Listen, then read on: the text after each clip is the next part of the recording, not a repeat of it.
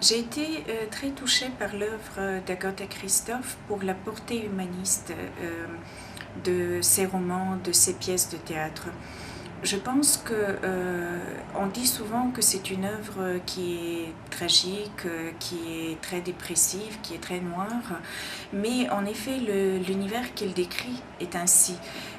Son œuvre décrit ce que vit l'être humain pendant la guerre, à travers le regard des enfants qui paraissent comme des petits monstres, mais on oublie souvent que ces enfants sont les victimes des adultes et que ces enfants sont le reflet du monstrueux qui les entoure. Ensuite, si on pense à la trilogie des jumeaux, on voit les séquelles psychologiques et affectives que l'être humain subit sous un régime totalitaire. Cette œuvre, elle est perçue très différemment d'un pays à l'autre.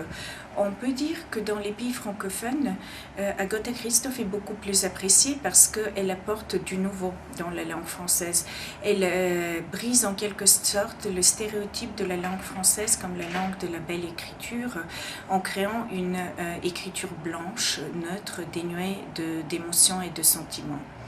Tandis que dans son propre pays et dans d'autres pays de l'Europe centrale et orientale, même si elle est traduite, je pense que cette œuvre reste marginale, justement parce que, surtout en Hongrie, on a tendance à lui reprocher d'avoir trahi sa langue maternelle.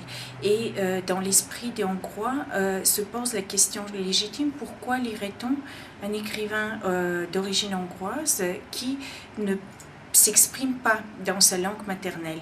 Quel est l'intérêt de le lire traduit en hongrois étant donné qu'il est d'origine hongroise? Et c'est un vrai problème dans la réception de ces auteurs dans leur pays natal.